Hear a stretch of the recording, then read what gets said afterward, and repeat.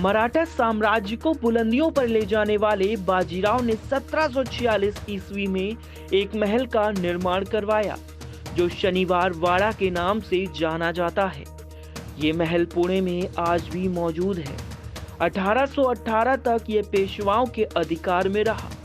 1828 ईस्वी में इस महल में आग लगी और महल का बड़ा हिस्सा आग की चपेट में आ गया। ये आग कैसे लगी, ये अपने आप में अब तक एक सवाल बना हुआ है। लेकिन बात यही नहीं रुकती। स्थानीय लोग कहते हैं कि इस महल में अब भी अमावस की रात एक दर्द भरी आवाज आती है, जो बचाओ बचाओ पुकारती है। यह आवाज उस शख्स की है जिसकी हत्या इस महल में की गई थी।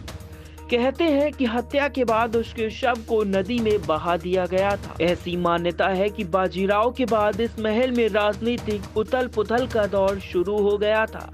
इसी राजनीतिक दांव पेंच और सत्ता की लालच में 18 साल की उम्र में नारायण राव की हत्या इस महल में कर दी गई थी।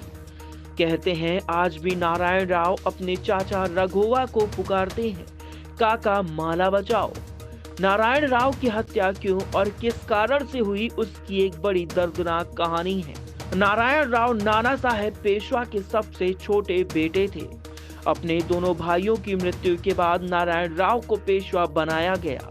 नारायण राव को पेशवा तो बना दिया गया, लेकिन उम्र कम होने की वजह से रघुनाथ राव यानी राघोबा को उनका संरक्षक बनाया गया और शासन संचालन का अधिकार भी राघोबा के हाथों में ही रहा।